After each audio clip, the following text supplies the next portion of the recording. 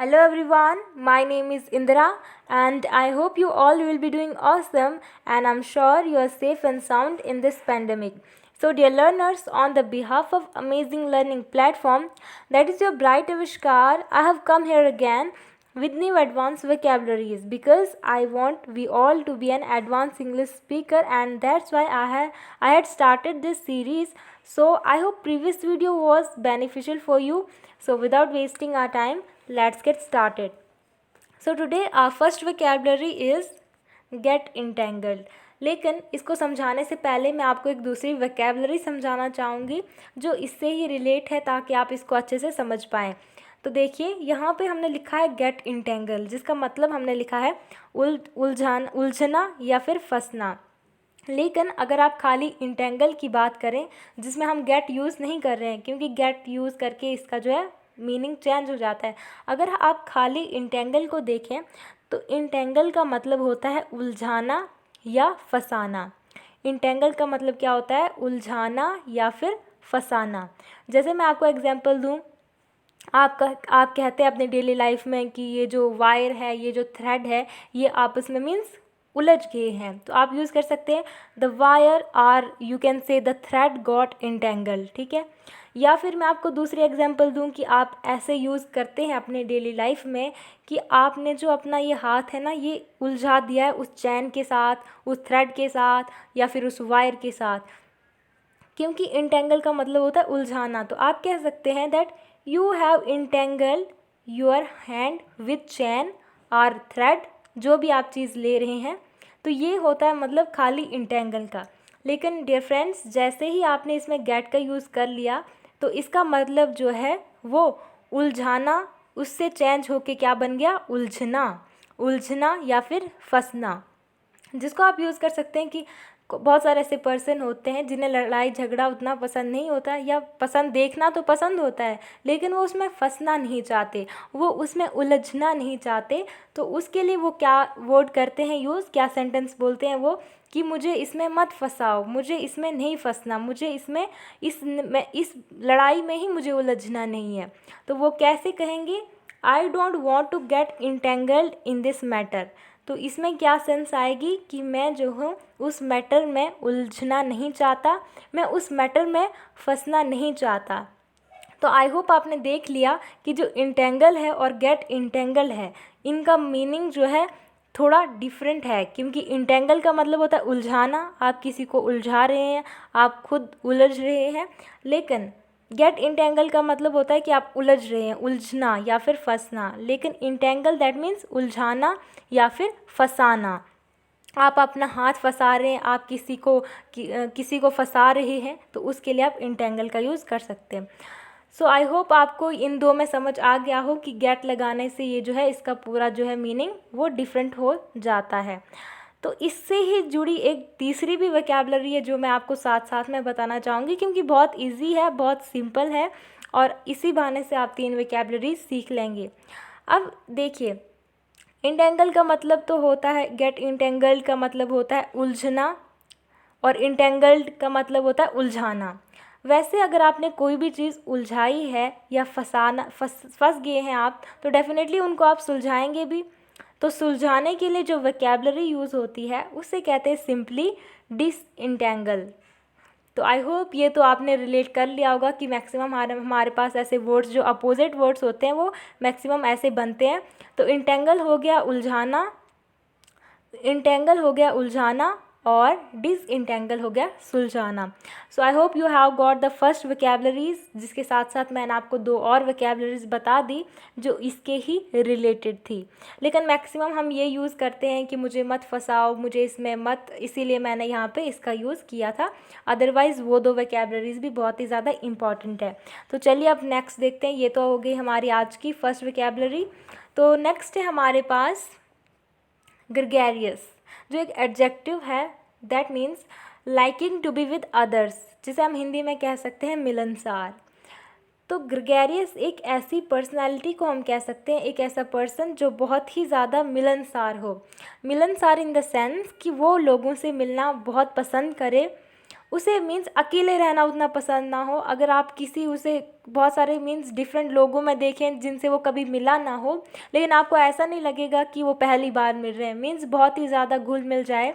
Because उसकी खासियत ही यही है कि उसे लोगों से मिलना बहुत पसंद है, उसे अकेला बोरिंग डल वैसा रहना पसंद नहीं है, उसे बहुत रौनक वाला जगह अच्छी, जहाँ पे चहल पहल हो, बहुत सारे लोग हों जहाँ पे, उनसे बातें करना उसे बहुत पसंद है। तो अगर आप हैं ऐसी पर्सनैलिटी तो आप अपने लिए बोल सकते हैं दैट आई एम ग्रेगेरियस, या आप किसी और को कम्प्लीमेंट दे सकते हैं या यू आर ग्रेगेरियस, या फिर आपकी फैमिली में कोई भी पर्सन है तो आप कह सकते हैं, जिसे आप अक्सर यूज़ करते होंगे कि यार ये तो बहुत ज़्यादा लोगों से मिलता है ये हो, तो अब आप यूज़ कर सकते हैं सिंपली ग्रेगेरियस। जैसे एग्जाम्पल मैंने यहाँ दी है, शी इज़ ग्रेगेरियस। अब शी कोई भी हो सकता है जो कि बहुत ज़्यादा क्या ग्रेगेरियस है। और you can say according to her I must be gregarious because it will help me in my career. अब देखिए, ऐसा भी होता है कि किसी किसी का कैसा करियर होता है कि जिसे मीन्स लोगों से ज़्यादा डील करना पड़ता है, तो उस पर्सन के लिए तो ज़्यादा अच्छा है कि अगर वो ग्रेगेरियस है, क्योंकि उसकी पूरे दिन रात जब भी उसकी मीन्स ड्यूटी है तो उसको लोगों से ही डील करना है। तो ऐसे पर्सन को ये एक एडवाइस भी है जैसे मुझे दे रहे हैं that I must be gregarious, मुझे ग्रेगेरियस होना चाहिए बिकॉज जो मेरा करियर आगे आने वाला जो मैंने अपनी लाइफ के लिए सोचा है उसमें ये मुझे डेफिनेटली कहीं ना कहीं काम आने वाला है। तो आई होप आपको ये वोकैबुलरी भी समझ आ गई होगी अच्छे से, and I am sure you will implement it in your life. Okay, तो चलिए देखते हैं नेक्स्ट है हमारे पास रोबस्ट। ये भी एक हमारे पास एडजेक्टिव है जिसका मतलब होता है स्ट्रॉन्ग एंड हेल्दी, जिसे आप कह सकते हैं हट्टा कट्टा। कभी भी हमारे सामने कोई आ जाता है तो हम कहते हैं कि यार ये तो बहुत ज़्यादा हट्टा कट्टा है, दैट मीन्स बहुत ही ज़्यादा हेल्दी है, स्ट्रॉन्ग पर्सन है, तो हम जनरली यूज़ करते हैं हट्टा कट्टा। तो हट्टा कट्टा की जगह पे आप जो है एक एडवांस इंग्लिश वोकैबुलरी भी बोल सकते हैं रोबस्ट। जैसे कोई हम बोलते हैं यार ये तो पूरा डॉन लग रहा है, देखो कितना हट्टा कट्टा है, तो उसके लिए आप यूज़ कर सकते हैं। तो डॉन से मुझे एक और वोकैबुलरी याद आ रही है तो मैं आपको बता देती हूँ। डॉन से हम जनरली क्या समझते हैं? डॉन से हम समझते हैं कि कोई हट्टा कट्टा इंसान हो जो बहुत ही ज़्यादा बॉस हो, पावरफुल है, ठीक है। लेकिन मैं आपको एक बहुत ही अच्छी वोकैबुलरी बताना चाहती हूँ जो आपने नहीं सुनी होगी कि डॉन का ये मतलब भी हो सकता है। बिकॉज़ ये जो है, जो अब मैं आपको मीनिंग बताने वाली हूँ डॉन का, वो थोड़ा सा मे बी आउटडेटेड हो गया है, इसीलिए आपने नहीं सुना होगा।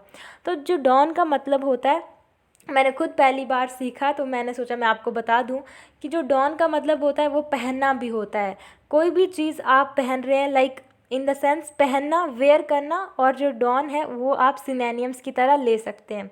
जैसे anything you are putting down, ठीक है, अपने आप पे कुछ भी आप डाल रहे हैं, कोई गारमेंट्स आप डाल रहे हैं, कोई ज्वेलरी आप डाल रहे हैं, हैट पहन रहे हैं, कुछ भी आप पहन रहे हैं, तो उसके लिए आप as a verb, transitive verb भी आप इसको डॉन को ले सकते हो। जैसे आई एम डॉनिंग मीन्स कोई भी आप पहन रहे हो तो आप उसके आगे यूज़ कर सकते हैं I am donning jewellery, he donned his hat, he donned his means gloves. तो कोई भी आप इसको एज अ वर्ब भी यूज़ कर सकते हो। तो डॉन का मतलब वो डर वाला डॉन नहीं कि जैसे डॉन याद आ गया तो बस एक ऐसा पर्सन की मीन्स हम इमेज बना देते हैं जो बहुत ही पावरफुल हो, जो बहुत ही स्ट्रांग हो। डॉन का मतलब जो है पहनना भी होता है। So I hope you have got both the vocabularies. Example यहाँ पे जैसे मैंने ली है, योर फ्रेंड इज़ रोबस्ट। कोई फ्रेंड हो जो आपका बहुत हट्टा कट्टा हो, मीन्स बहुत ही हेल्दी हो, तो आप कह सकते हैं। या फिर मैंने यहाँ पे नीचे एग्जाम्पल दी है, दिस ड्रिंक इज़ रोबस्ट। अब देखिए, कोई हमारे पास ऐसी देखो कोल्ड ड्रिंक होती है या अल्कोहलिक ड्रिंक्स होती हैं जो बहुत ही ज़्यादा स्ट्रॉन्ग होती हैं, जिनको पी के मीन्स आपने कोल्ड ड्रिंक तो पी होगी तो डेफिनेटली आपने एक्सपीरियंस किया होगा कि कैसा फील होता है। तो कोई कोई कोल्ड ड्रिंक हमारे पास बहुत ही ज़्यादा स्ट्रॉन्ग होती है, तो उसके लिए भी आप यूज़ कर सकते हैं कि like this drink is robust, that means this drink is very strong. तो उस वे से भी आप इसको यूज़ कर सकते हैं। So I hope you have got these vocabularies. So let's move ahead. Next है हमारे पास astounding, which means causing somebody to feel extreme surprised. Extreme surprised का यूज़ किया है, दैट मीन्स आप इतना सरप्राइज हो गए कि आप जो है स्पीचलेस हो गए, जिसे हम कह सकते हैं चौंका देने वाला। ये कुछ भी हो सकता है, कोई अच्छी न्यूज़, बुरी न्यूज़, लेकिन मैक्सिमम अगर आप देखें तो अच्छी न्यूज़ के लिए भी यूज़ कर सकते हैं आप, लाइक एक्सट्रीम सरप्राइज कि आप स्पीचलेस हो गए। जैसे मैंने एग्जांपल दी है, हर रिज़ल्ट वॉज क्वाइट एस्टोनिंग। अब देखिए रिज़ल्ट के तो दो प्रोस्पेक्ट होते हैं, या तो बहुत ही अच्छा आया, इतना अच्छा आया कि ये तो एक्सपेक्ट ही नहीं था, तभी आप इतने सरप्राइज होगे। बिकॉज अगर एक्सपेक्ट होता तो आप एक्सट्रीम सरप्राइज नहीं होते, ठीक है। तो इसके लिए आप इसका यूज़ कर सकते हैं। अगर बहुत ही ज़्यादा अच्छा हुआ तब भी आप एस्टोनिंग, यू वर सरप्राइज। लेकिन अगर आपने जैसे एक्सपेक्ट नहीं किया था वैसा आया, दैट मीन्स बिल्कुल अच्छा नहीं आया, तो भी आप इसका यूज़ कर सकते हैं। या there was an astonishing increase in prices. अचानक से अगर किसी भी चीज़ की जो है प्राइस इंक्रीज़ हो जाती है, जो आपने कभी एक्सपेक्ट ही नहीं की थी कि इसकी प्राइस भी कभी इतनी हो सकती है, तो अचानक से अगर बढ़ जाए तो डेफिनेटली वो भी एक एस्टोनिंग होगा। जैसे अगर अचानक से फिर से नोटबंदी हो जाए या फिर से कुछ ऐसा हो जाए जो सोचा ही नहीं था हमने, तो डेफिनेटली वो मोमेंट हमारे लिए क्या होगा, एक एस्टोनिंग होगा। सो आई होप आपको ये समझ आ गया हो कि एस्टोनिंग आप कहाँ पे यूज़ कर सकते हैं। तो चलिए नेक्स्ट देखते हैं हमारे पास। नेक्स्ट है हमारे पास एनिमस्टी, विच मीन्स शत्रुता, या जैसे हम कह सकते हैं बैर। जैसे हम कहते हैं ना कि मुझे इसके साथ बहुत शत्रुता है, मुझे इसके साथ बैर है, या फिर हमारे बीच में बैर नहीं है, हम ऐसे ही, हमें बातें करना अच्छा नहीं लगता ज़्यादा। तो जब भी आप ऐसे सेंटेंस यूज़ कर सकते हैं, जैसे there is animosity between you and me, कि आपके और मेरे बीच में क्या है, शत्रुता है। या फिर I don't have any animosity towards her, मुझे उसकी तरफ कोई बैर नहीं है, कोई शत्रुता नहीं है। शत्रुता थोड़ा ज़्यादा लगता है, बैर हम तो यूज़ करते ही हैं अपनी डेली लाइफ में, कि हम दोनों के बीच में कोई ऐसा बैर नहीं है। कोई दूसरा रीज़न है कि हम आपस में बात नहीं करते, लेकिन ऐसा नहीं कि हमारे बीच में कोई बैर है या कोई दुश्मनी है या कोई शत्रुता है।